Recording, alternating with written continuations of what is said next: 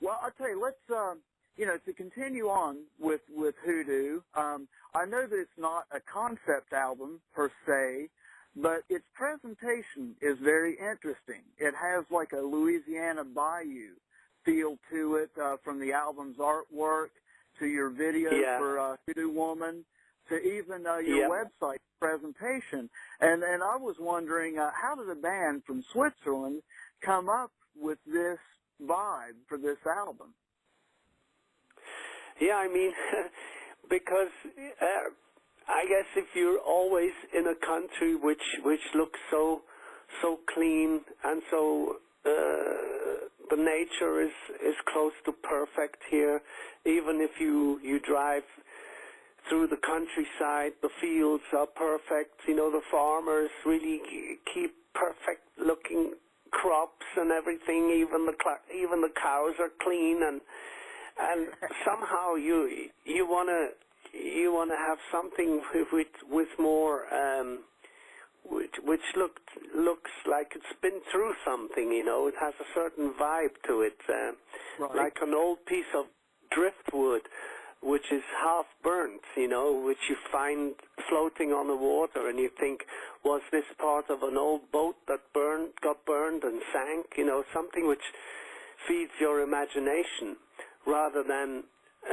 looking at a bank or a chocolate factory, you know. Right. So, I mean, I'm not saying that all of Switzerland is like this. I mean, and I'm not saying that Switzerland is without problems.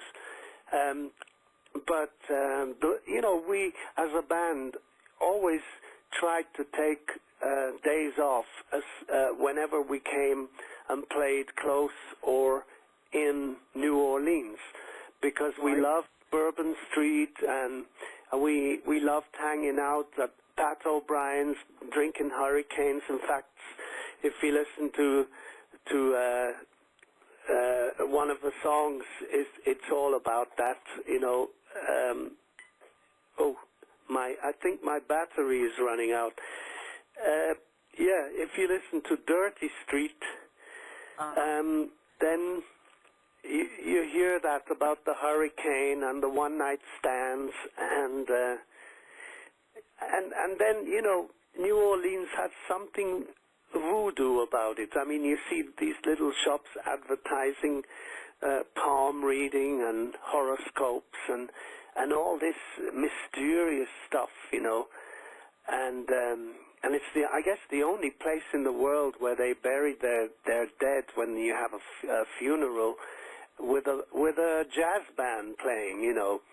Right. And it's a kind of special thing, you know. It's unique. And then there's the riverboats and the reminders of the Red Indians and the French occupation, and there's all this, and that's what I think about when I look at our album cover, and it's got that door knocker on it, you know, and you think, what's going to happen if I knock on this door, kind of thing. The spooky, you know, and this same things that turned us on when we were kids and used to read Huckleberry Finn, you know, and Tom Sawyer, and stuff like that, you know. That's what's behind it. Well, I must say that this. Everything connected with this album is just so well presented, and it just seems so cohesive that that's one thing I wanted to congratulate you all on. Was just everything about this was just so well done. Thank you. It's just you know, incredible, because I've been following this since I first heard this album was coming out, and to see this development. You know, it's just been a really a fun thing to watch as it grew and fell into place. And I get along those lines, now that the album is pretty well out worldwide, I guess one question I had to ask was, it's been in release in various parts of the world, for 6 weeks, couple of months. What was the reason exactly for the different release dates? Now that the United States here in a couple of days is going to see the release, what was the reason for that? Well, I don't really know. In the end, it's a record company decision, and Right. but from my point of view, I tell you, I'm glad, because if all the releases happened at the same time, then we would have been so flooded with interviews that I wouldn't have been able to talk to you longer than 5 minutes. Right. So this way, things are more relaxed, and we can get in depth and really be like human beings instead of machines. Right. The whole thing has more breathing space, and I guess also what helps you guys on the other side of the pond is to check out the reactions here. You have time to review.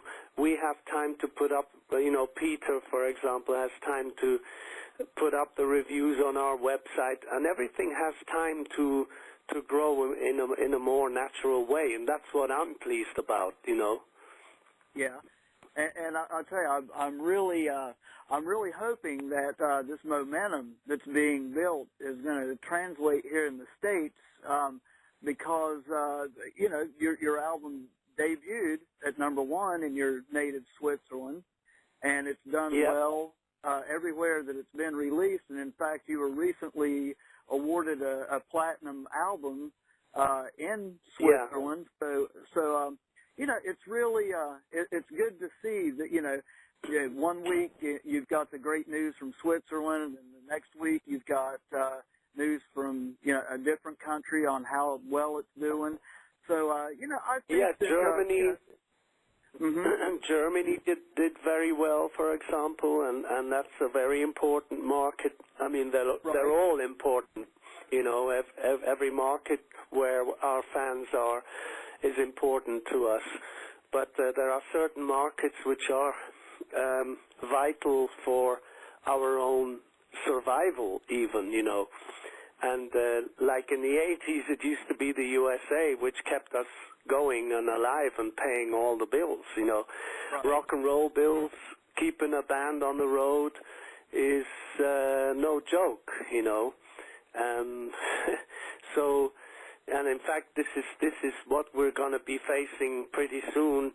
If the reaction to Hoodoo in the USA is tremendous and the sales are huge, then we're going to have to ship over as soon as the promoters pick up the phone and as soon as our agent has a tour together, and we're all dying to return, but of course it has to make sense.